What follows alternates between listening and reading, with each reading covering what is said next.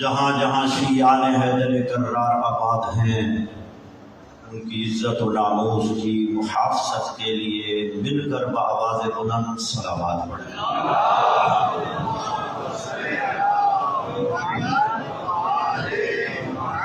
تعجیل امام زمانہ کے لیے مل کر بآواز بلند صلوات۔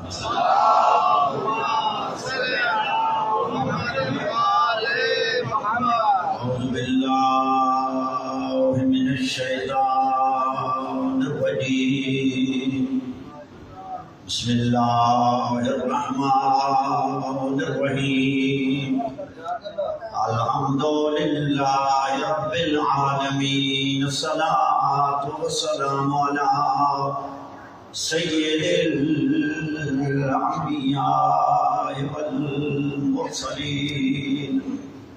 سیدنا و نبینا و شفیع ذنوبنا و طبیب قلوبنا الذی من کان نبیا و آدم بین الماء والطین،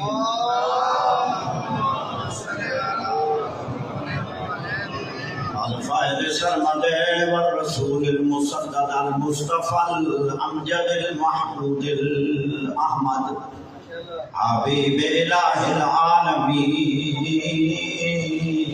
ابی القاسم محمد،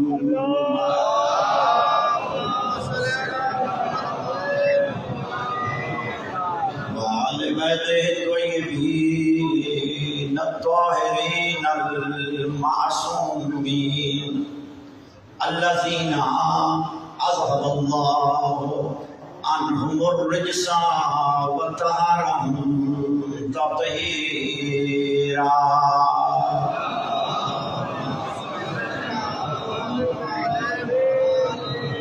اما بعد فقد قال اللہ تبارک وتعالی فی کتابہ المجید وفرقانہ الحمید وقولہ الحق، بسم اللہ الرحمن الرحیم، وادخلوا الباب سجدا وقولوا حطة نغفر لكم خطاياكم، بآواز بلند صلوات۔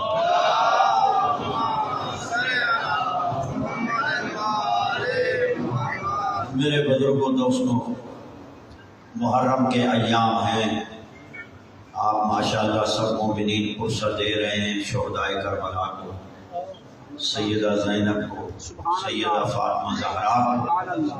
آپ کی یہ عبادت وہ ہستیاں اپنی بارگاہ میں قبول و مستجاب فرمائیں۔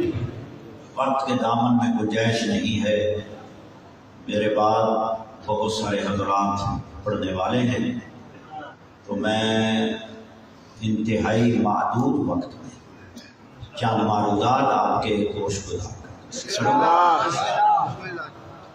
میں نے آپ کے سامنے سورہ بقرہ کی آیت نمبر 58 تلاوت کرنے کا شرف حاصل کیا ہے۔ یہ اللہ تعالیٰ یہودیوں کو یعنی بنو اسرائیل کو اللہ نے بہت نعمتوں سے نوازا تھا۔ یہ صرف ایک ملت ہے بنو اسرائیل کہ جن کا کھانا عرش سے آتا تھا۔ تمام امم میں سابقہ کا آپ جائزہ لیں، قرآن اور حدیث کی روشنی میں کسی امت پر اتنے انعامات اللہ نے نازل نہیں فرمائے جتنے انعامات بنو اسرائیل پر اللہ نے نازل فرمائے ہیں۔ من و سلوہ یعنی پٹیر کا گوشت اور حلوہ، سمجھ رہے ہیں میری باتیں؟ آپ تو کماتے ہیں تو کھاتے ہیں۔ وہ اتنی نفیس قوم تھی کہ کھانا اوپر سے آتا تھا، حلوہ اور پٹیر کا گوشت۔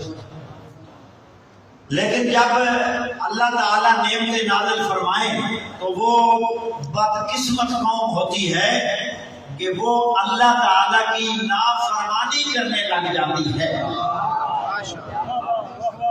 انہوں نے بہت سی نافرمانیاں کی، اللہ تعالیٰ کی نافرمانیاں کی، بدعمالیاں برائیاں جب انہوں نے کی تو اب اللہ تعالیٰ نے ان کے بخشنے کا طریقہ بتایا ہے کہ جب تم نے اتنے گناہ کیے تم پر نعمتیں بھی نازل ہوئی ہیں، سمجھ رہے ہیں میری باتیں سب حضرات؟ تو اللہ نے طریقہ بتایا کہ آپ کے سب گناہ معاف ہو جائیں گے، اور جو میں طریقہ آپ کو بتاؤں گا اللہ تعالیٰ نے فرمایا تو آپ نے اس پر عمل کرنا ہے، میری طرف متوجہ ہے، تو میں آپ کے سارے گناہ معاف کروں گا۔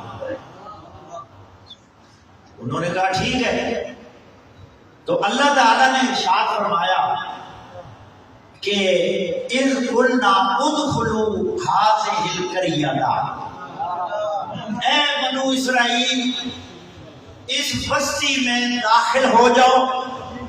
اور وہ بستی کون تھی؟ مفسرین نے اریحہ بھی نام اس کا لکھا ہے اور بیت المقدس بھی لکھا ہے، لیکن زیادہ رجحان مفسرین اور محدثین کا یہ ہے کہ وہ بیت المقدس تھا، اور اب بھی بیت المقدس میں ایک باب ہے جس کا نام ہے باب الحدہ۔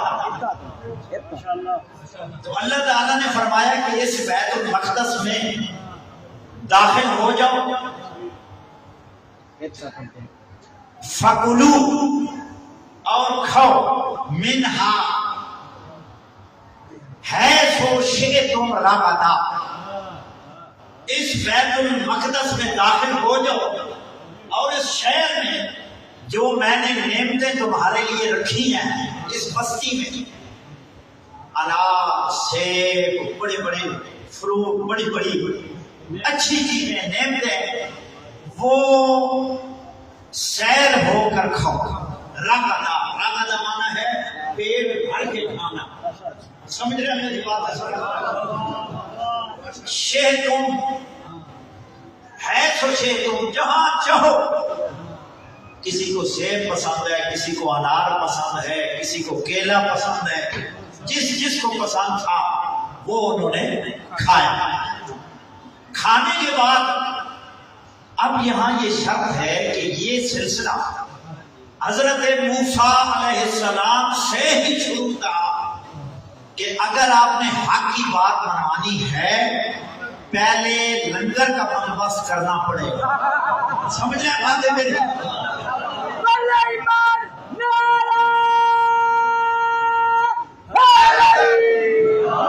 یہ ثابت ہوتا ہے کہ ہم جو لنگر پکاتے ہیں نا پہلے مومنین کے لیے، یہ ابتدا سے اللہ نے یہ سلسلہ ابتدا سے شروع کیا ہوا ہے۔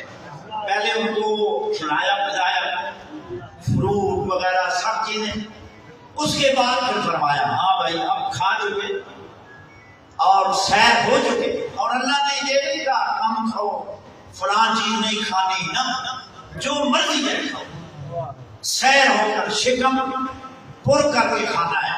پھر اللہ نے فرمایا اب تم کھا چکے ہو لنگر، اسی طرح دعوت ذبیحہ میں ہوا تھا، سمجھ رہے میری بات؟ کیونکہ حضور نے منوانا تھا علی کو خلیفہ بلا فصل۔ پہلے قریشیوں کو بکرے کی رانیں کھلائی،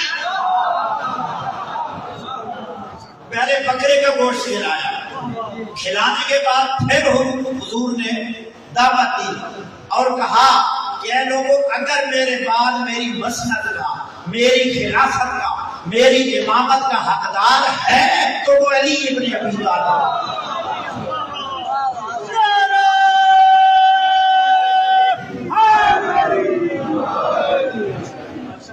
یہ سلسلہ اوپر سے شروع ہوا ہے، انہوں نے بکرے کھائے، بعض چلے گئے، لیکن حضور نے اسی وقت اعلان کر دیا تھا۔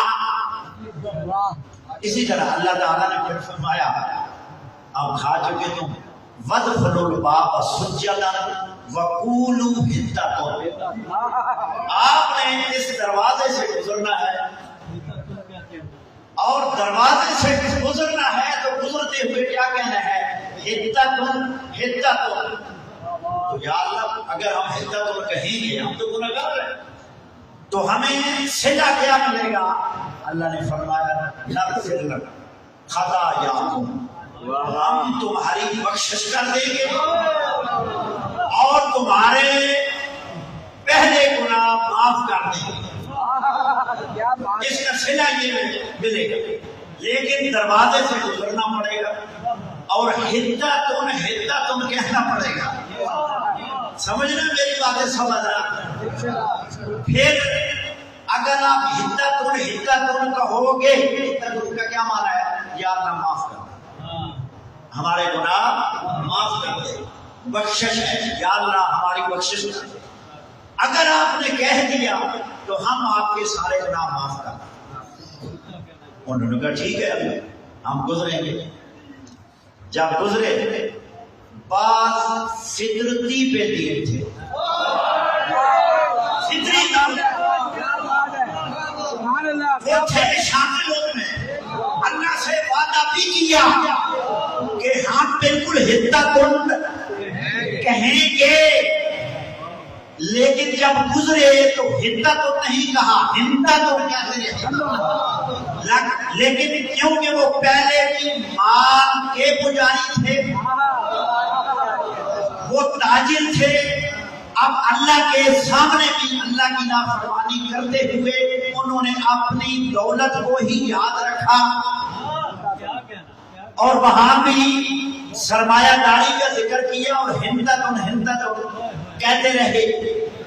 تو اس سے پتہ چلا کہ اللہ سے وعدہ کر کے، توجہ، اللہ سے وعدہ کر کے مکر گئے، تو اس سے پتہ چلا کہ اللہ سے وعدہ کر کے مکر جاتے ہیں جو حضور سے وعدہ کر گئے۔ فرمایا نہیں تھا من کن تو مولا، نہیں سمجھے؟ امام غزالی لکھتے ہیں سر العالمین، فہذا تسلیم ورضا وتحقیق بعد ھذا غلب الہوی لحب الریاسہ۔ کہتے ہیں بخن بخن لگا یکتا ابی طالب، اے ابو طالب کے بیٹے مبارک ہو مبارک۔ امام غزالی کہتے ہیں انہوں نے تسلیم کر لیا تھا کہ اگر رسول کے بعد کوئی خلافت کا حقدار ہے تو وہ علی ہے، اور یہ تسلیم کر گئے تھے کہ ہمارا آپ ہی مولا ہے، ہر مسلمان کے آپ ہی مولا ہے۔ یہ کہنے کے باوجود امام غزالی لکھتے ہیں ھذا تسلیم ورضا وتحقیق، یہ تسلیم کر چکے تھے، علی کو حاکم تسلیم کر چکے تھے، امام تسلیم کر چکے تھے کہ دولت کا حرص اور دولت کی محبت یعنی حکومت کی محبت بعد میں غالب ہوئی۔ سمجھ رہے میری باتیں؟ سمجھ رہے؟ پہلے تسلیم کر چکے تھے، لہذا جو اللہ سے وعدہ کر کے وہ کر سکتا ہے تو رسول اللہ سے ان کو تسلیم کرنے کے بعد کیوں نہیں وہ کر سکتا؟ اب انہوں نے کیا کہا؟ حِنطَةٌ۔ جنہوں نے کہا حِنطَةٌ فَبَدَّلَ الَّذِينَ ظَلَمُوا قَوْلًا غَيْرَ الَّذِي قِيلَ لَهُمْ، کچھ ظالم لوگ بھی تھے ان میں جنہوں نے ہمارے حکم کی نافرمانی کرتے ہوئے ہمارے اس لفظ کو بدل دیا۔ فَأَنزَلْنَا، ہم نے ان پر عذاب نازل کیا کہ انہوں نے بجائے حِنطَةٌ کے حِنطَةٌ کہا، حِنطَةٌ، اور جنہوں نے حِنطَةٌ کہا تھا اللہ نے ان پر عذاب نازل کیا۔ کوئی کتا بنا، کوئی خنزیر، کسی کی شکل مسخ ہو گئی، اور 20,000 یہ بائبل کے الفاظ ہیں، بائبل میں ہے کہ یہ یہودی 24,000 یہودی اس وبا سے صرف اللہ کی نافرمانی کی وجہ سے ہلاک ہو گئے۔ اللہ نے ان پر عذاب نازل کیا کہ انہوں نے اللہ کے حکم کی نافرمانی کی۔ انہوں نے کہا ہدت بجائے ہدت کی۔ اب جنہوں نے کہا تھا ہدت، اللہ نے ان کے گناہ معاف کر دیے، لیکن جنہوں نے کہا تھا ہدت، اللہ نے ان پر عذاب نازل کر دیا اور وہ واصل جہنم ہو گئے۔ اب صحابہ کرام نے مسجد نبوی میں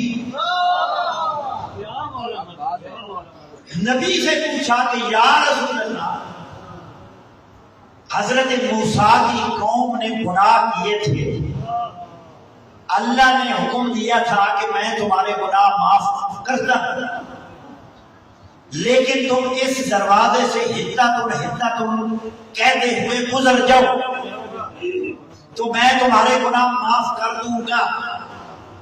تو یا رسول اللہ، ہمارا کون سا دروازہ ہے؟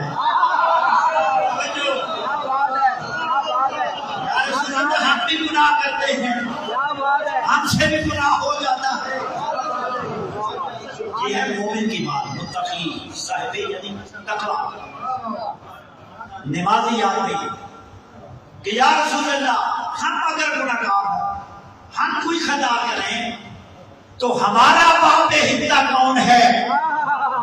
توجہ، یہ میرے سامنے تصویر ماں بہن سنی وسیع پیر مہر علی شاہ، جانتے ہو پیر مہر علی شاہ، انہوں نے یہ صفحہ نمبر 81 میں لکھا ہے کہ جب صحابہ کرام نے پوچھا کہ یا رسول اللہ، ہمارے بھی اگر گناہ زیادہ ہو جائے تو ہم کس دروازے پہ جائیں، اور اس دروازے پہ جا کے سر تسلیم خم کر کے ان کو اپنا پیشوا بھی مانے، ان کو اپنا امام بھی مانے، ان کو اپنا مقتدا بھی مانے اور ان کی اطاعت بھی کریں اور ہمارے گناہ معاف ہو جائیں؟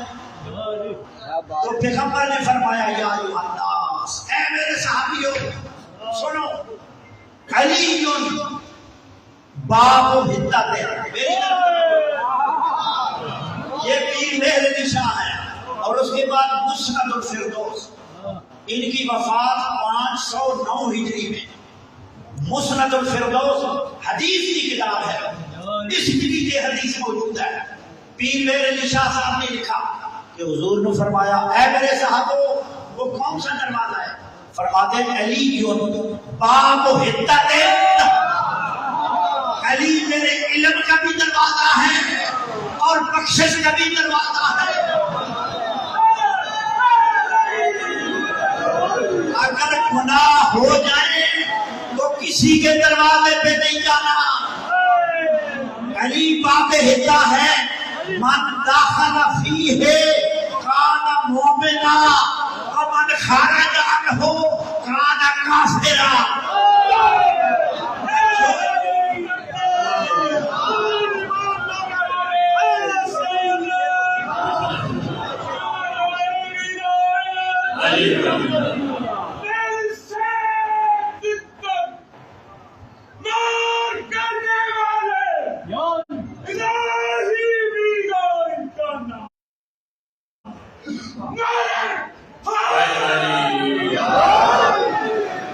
کیا صرف مسلمان کے ہی پیارے ہیں حسین؟ چرخ نور و بشر کے تارے ہیں حسین، اور انسان کو بیدار تو ہو لینے دو، ہر قوم پکارے بھی ہمارے ہیں حسین۔ یوم تدفین کے اس تاریخی اجتماع میں جناب قبلہ علامہ آفتاب حسین جوادی صاحب عظیم الشان خطاب فرما رہے ہیں۔ اسی دوران محرم رام کمیٹی تحصیل ٹیکسلا کے زیر اہتمام جلوس صاحب میں شرکت کرنے کے بعد امن امان کمیٹی تحصیل کچلا کے اراکین جناب قاضی ادریس صاحب، پیر سعید نقشبندی صاحب اور ان کے من جملہ مہمان گرامی جناب قبلہ تشریف فرما ہوئے ہیں، جناب سید زاہد شاہ صاحب، توصیف نقوی صاحب، سید حسن نقوی صاحب، ان کے ہمراہ جتنی بھی امن کمیٹی کے اراکین تشریف فرما ہوئے ہیں، دعا ہے اس اجتماع کی برکت سے بی بی پاک آپ کو اس کا اجر عظیم عطا فرمائے۔ انتھک محنت یکم محرم سے لے کر 13 محرم تک امن کمیٹی کا ہمارے ساتھ صبح شام کا ساتھ رہا ہے۔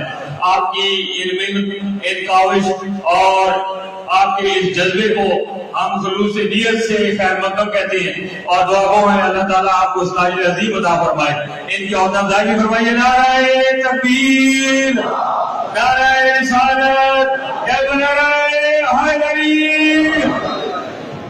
ماشاءاللہ ماشاءاللہ، جزاکم اللہ خیر۔ سنی اور شیعہ دونوں علماء نے لکھا ہے، پیر مہر علی شاہ صاحب رحمۃ اللہ علیہ، یعنی مولا علی کو سب باب ہدہ مانتے ہیں کہ اگر پیغمبر گرامی کرم نے کیا فرمایا آپ نے صحابہ کرام سے، اے میرے صحابہ، اگر آپ سے کوئی لغزش ہو جائے، اگر آپ سے کوئی، بلکہ صحابہ کرام کو مخاطبین میں سے ہے بلکہ امت سے کہا ہے، سمجھ رہے میری باتیں، اپنی امت سے کہا کہ اور کسی دروازے پہ نہیں جانا، اگر دروازے پہ جانا ہے تو وہ علی کا دروازہ ہے۔ ادھر فرمایا انا مدینۃ العلم وعلی بابها، اگر میں علم کا شہر ہوں اس کا دروازہ علی ہے۔ اگر آپ نے نبی کے پاس جانا ہے پہلے علی کے پاس آنا پڑے گا، بعد میں محمد کے پاس۔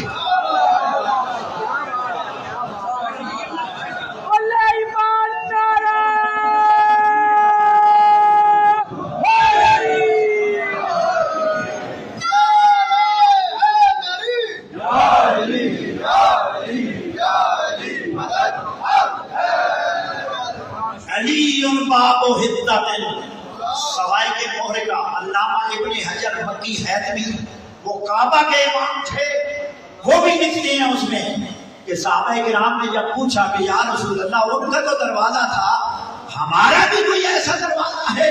حضور نے فرمایا میں پہلے بھی بتا چکا ہوں کہ اگر مجھے ملنا ہے دروازے سے آنا، دیوار سے نہ آنا۔ اگر دیوار سے آؤ گے پکڑے جاؤ گے، چور کی سزا۔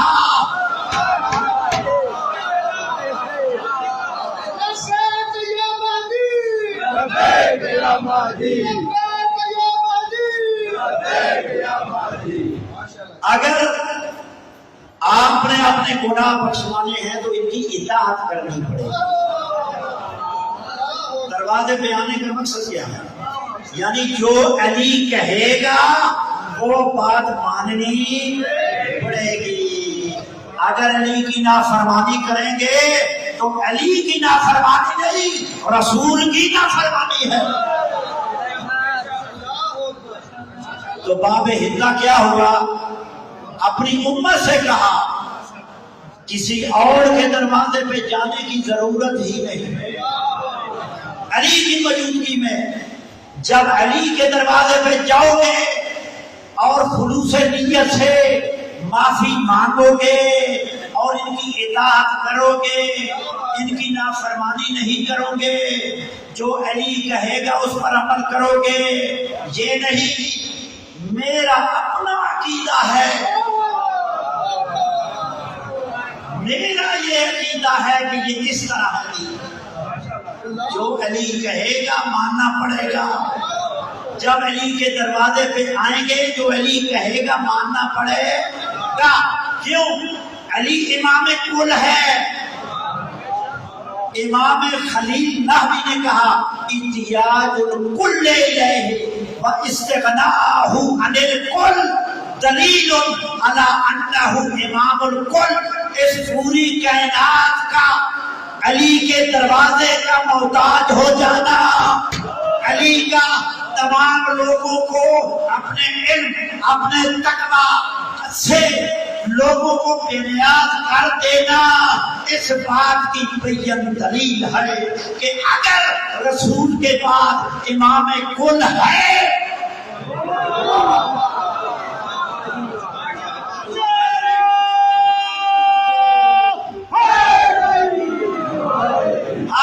دلیل انہ امام الکل، لوگوں کا محتاج ہونا.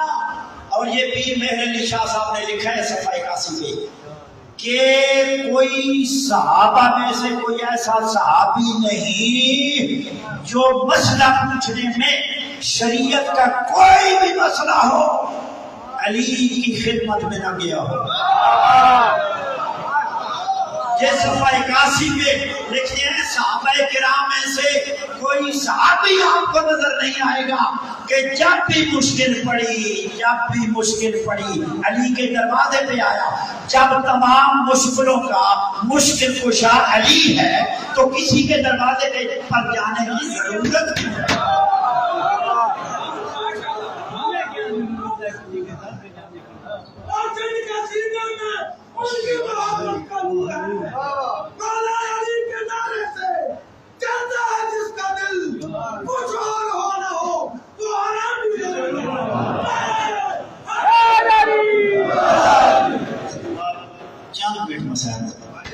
مولا کائنات فرماتے ہیں ینہا دل عن النساء، شریعت کے چشمے مجھ علی سے پوچھتے ہیں. ینہا دل عن النساء ولا یرک علی الطاہر، یہ تمام شریعت کے مسائل علی کی ذات سے پوچھتے ہیں. علی اس بلندی پر فائد ہے کہ تمہاری عقلوں کا پرندہ جس قدر چاہے پرواز کرتا چلا جائے اس کے پر چلے جائیں گے، علی کی بلندی کو چھو کر بھی نہیں سکے.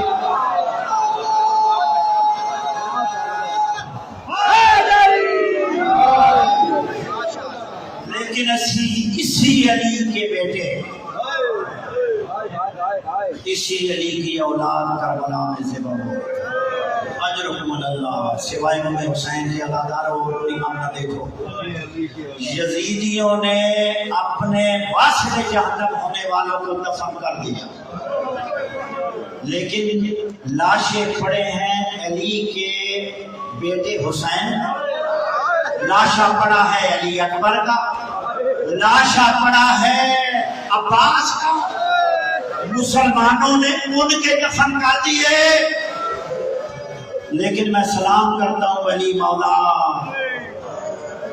اسلام پر، اسلام کو بچائے ہی آپ کے خاندان میں. اجرکم اللہ، سوائے غم حسین کے عزاداروں اور کوئی غم نہ دیکھو. سب دفن ہو گئے. جب بہن لاش پہ آئی، لاش پتھروں میں تھی. علماء مقاتل لکھتے ہیں کہ حسین کی پسلیاں ٹوٹی ہوئی، کان کٹا ہوا تھا. لیکن علماء نے کہا کہ حسین کی لاش کو بہن نے پہچانا کس طرح؟ میری عالمہ غیر معلمہ بیوی جب آئی اور جناب سکینہ بھی تھی، کیونکہ بھائی پتھروں اور نیزوں کے درمیان میں تھا تو پہچان نہیں سکی. یہ کہا انتن حسین، کیا میرا بھائی حسین تو ہے؟ کیا میرے نانے کی مہر پہ سوار ہونے والا تو حسین ہے؟ کیا میری ماں زہرا کا بیٹا حسین تو ہے؟ اجرکم اللہ، اجرکم اللہ. یہ بے گورو کفن لاشیں پڑے رہے. ساتھ ایک بستی تھی، کیونکہ آج کا موضوع ہے، باقی ذاتوں میں پڑھا، آج کے موضوع پہ میں پڑھ رہا ہوں. سب لاشیں دفن ہو گئے. عزاداروں تیسرا دن تھا، لاشیں دفن نہیں ہوئے، لیکن ساتھ کربلا کی گرم ریت میں لاشیں. عزاداروں گرمی شدید تھی، لیکن ساتھ ایک بستی تھی غازیہ. غازیہ والی خواتین گھروں سے نکلی اور دیکھا، کہا کہ خوشبو آ رہی ہے جس کا نہ عطر مقابلہ کر سکتا ہے، نہ عنبر کر سکتا ہے، نہ کستوری کر سکتی ہے. یہ خوشبوئیں کہاں سے آ رہی ہے؟ جب باہر نکلی تو ایک آدمی ملا، پوچھا یہ خوشبوئیں کہاں سے آ رہی ہیں، کیا ہوا ہے؟ اس بندے نے کہا اس صحرا سے خوشبو آ رہی ہے، اس صحرا میں چند دن ہوئے حسین ذبح ہوئے، زہرا کے بیٹے تھے، رسول کے نواسے تھے، ان کی اولاد ذبح ہو گئی، یزیدی افواج نے اپنوں کو دفن کر دیا، اپنے لاشیں لے گئے، لیکن اپنے رسول کی اولاد کے لاشیں گرم ریت میں چھوڑ گئے۔ عزادارو یہ عورتیں گھر آئیں، اپنے مردوں سے کہا کہ تم جاؤ، تمہیں پتہ نہیں زہرا کو کیا منہ دکھاؤ گے؟ زہرا کی اولاد کی لاشیں پڑی ہیں، یہ جو خوشبوئیں آ رہی ہیں وہاں سے آ رہی ہیں۔ عزادارو مردوں نے انکار کر دیا، اجرکم اللہ، کہتے ہیں یزیدی فوج سے ڈر ہے، ابن زیاد سے ڈر ہے۔ جب مردوں نے انکار کیا عورتیں چلی دفنانے، جب خواتین نکلی، عزاداروں مردوں کو شرم آیا، مردوں کو احساس ہوا کہ ہم کلمہ رسول کا پڑھ رہے ہیں، اور اتنے دن ہو گئے، گرمی شدید ہے اور لاشیں ایسی پڑی ہیں، جنازے ایسے پڑے ہیں۔ عزاداروں مرد نکلے، کہتے ہیں ٹھیک ہے ہم دفن کرتے ہیں۔ عزاداروں جب مرد نکلے، بس ختم کر رہا ہوں، دیکھا مڑ کر دیکھا پیچھے عورتیں بھی آ رہی ہیں، عورتوں سے کہا تم کیوں آ رہی ہو؟ ہم جا رہے ہیں، ہم ان شہداء کو دفنائیں گے، ہم ان جنازوں کو عزت و اکرام سے دفنائیں گے۔ عزاداروں عورتیں بھی پیچھے کہتی ہیں کہ جب تک میت پر رویا نہ جائے، میت سجدی نہیں، وہ میت نہیں ہوتی جس میت پر بہن نہ روئے، جس میت پر اس کی بیٹیاں نہ روئیں۔ آپ دفن کرنا، ہم زہرا کو پرسہ دیں گے، ہم زہرا کو پرسہ دیں گے، ہم اپنی آزادی کو پرسہ دیں گے۔ عزاداروں خواتین نے کہا کہ ہم نے پہلی بات نہیں بتائی آپ کو کہ جب ہم لاشوں کے قریب گئی تھی، انہوں نے مردوں کو بعد میں بتایا، کہتے ہیں جب ہم گئی خوشبو تھی، ہم نے پرندوں کو دیکھا، پرندے ایک لاش کے قریب جاتے ہیں، اپنے پروں کو خون سے مس کرتے ہیں اور اڑ جاتے ہیں، اور کچھ پرندے ایک لاش کا طواف کرتے ہیں، یہ پتہ نہیں کس کی لاش ہے، ساتھ نہیں ہے، گلا کٹا ہوا ہے، باقی ہاتھ اور پاؤں بکھرے ہوئے، لاشوں کی سمجھ نہیں آ رہی، لیکن بعض پرندے طواف کر رہے تھے۔ عزاداروں انہوں نے کہا ہم روئیں گے لاشوں پر۔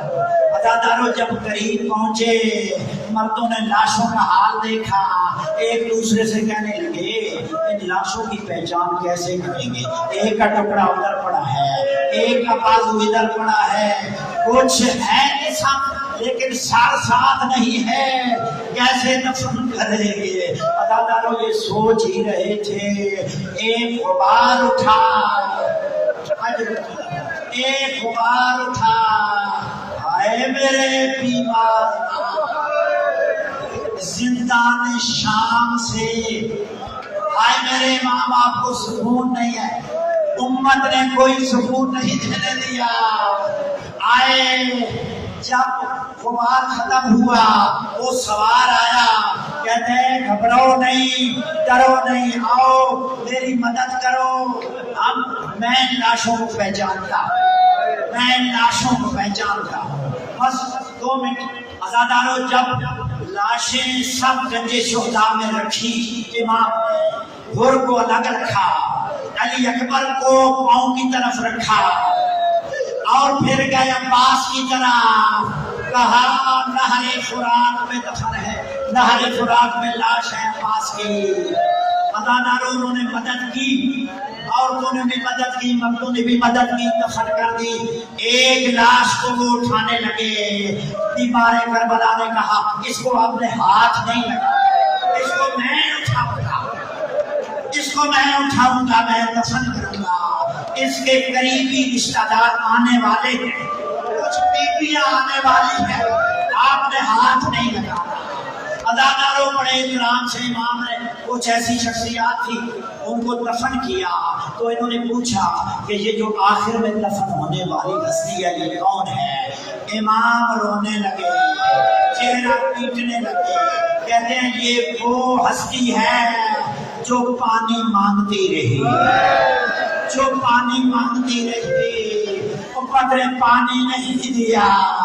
یہ میرا بابا حسین ہے، اب میرا بابا حسین ہے۔ اداکاروں نے کہا اپنا تعارف کرائیں، کہتے ہیں میرا نام سجاد ہے، میں نے جلدی جانا ہے زندان میں، میری پھوپھی میرے انتظار میں